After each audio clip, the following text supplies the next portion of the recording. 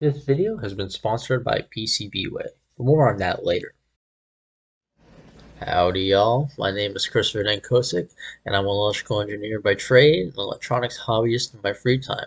This video is going to serve as a starting point for logging a project I've been working on that I hope can eventually touch and help the lives of other people. The problem I'm trying to solve is this. There's a common health disorder called obstructive sleep apnea, or OSA for short, that affects an estimated 1 billion people worldwide, which in the United States accounts for nearly 1 out of every 12 people.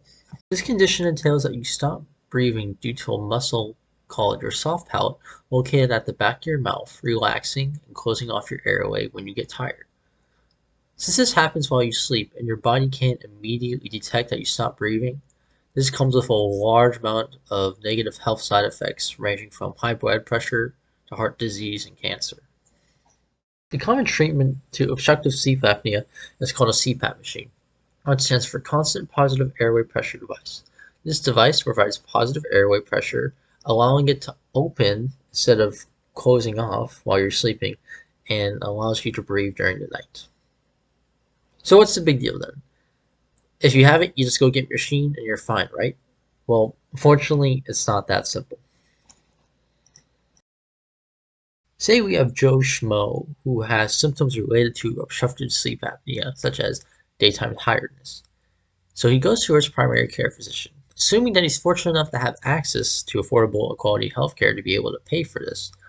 And then, based on the primary care physician's own judgment, which isn't always right, will then give them a referral to go get something called a sleep study. Now, a part of this process is getting a referral to a sleep doctor, which is part of the whole process of getting a sleep study. So your primary care physician is going to send you to a sleep doctor who will then give you access to getting a sleep study. Then afterwards, he's going to examine your results. And if it is obstructive sleep apnea, which we're going to assume in this case, you'll be officially prescribed with that. And part of that treatment, there are multiple ways to go, but let's say you're going to be getting a CPAP machine. So he'll prescribe you a CPAP machine, and then this is where the waiting game begins. There are notoriously extremely long lead times to getting a CPAP machine. So you're basically just gonna have to wait for a couple months, suffering with whatever symptoms you're currently having, which can vary in extremity. But if you're on the other end of the stick, suffering, it's not a fun process having to wait 6 or 7 months to finally get relief for a problem that you basically have no other way to solve besides just waiting to get that machine.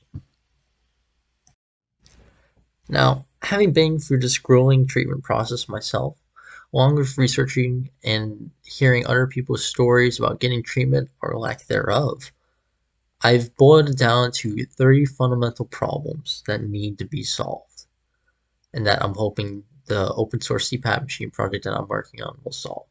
The first is a lack of access to affordable health insurance. Let's look at some statistics.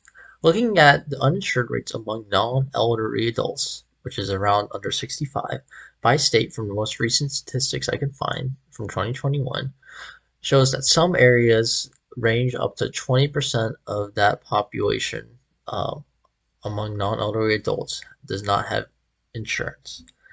And considering the widespread epidemic now of sleep apnea, which is 1 out of 12 adults in the U.S., that is a crazy amount of people that do not have access to health insurance. And considering the amount of negative health effects that come with this condition, there's a lot of people suffering that can't even begin their journey to get health insurance, as a CPAP machine has to be prescribed to you by a doctor. So people that even know that they have sleep apnea can't even begin to get access to these machines, which can greatly increase the quality of their livelihoods just because they don't have health insurance. Which is why one of the solutions that an open source CPAP machine would solve is that patients can get this critical device that they need for their health. Along with that, the device designs and details are extremely proprietary, so a lot of small details are left out, which we've seen has not been to the benefit of patients, as there have been most recent lawsuits of silencing foam that has degraded into the airways of patients and such because it degrades over time and is carcinogenic as well. Because of these past events, another part of the solution I'm going to be providing is full documentation and rigorous testing done to FDA and CDC standards.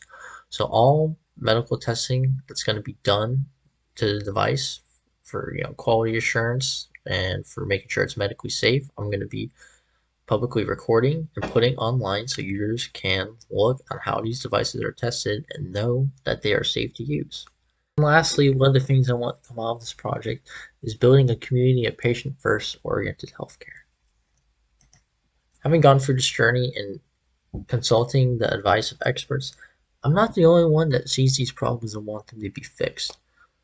And these doctors are more than happy to provide public information for people to access and such. So elevating to these people to a platform where they can be seen and get it and give quality advice to patients that don't know what else to do or to turn to while waiting for treatment, I think is going to be extremely beneficial, which is going to be something I'm going to be focusing on as part of this project. This now brings me to what I'm currently working on, which is designing a CPAP machine from scratch to fix the problems we just outlined. I'd like to thank my sponsor, PCBWay, for reaching out to me and providing me with some of their quality PCB services.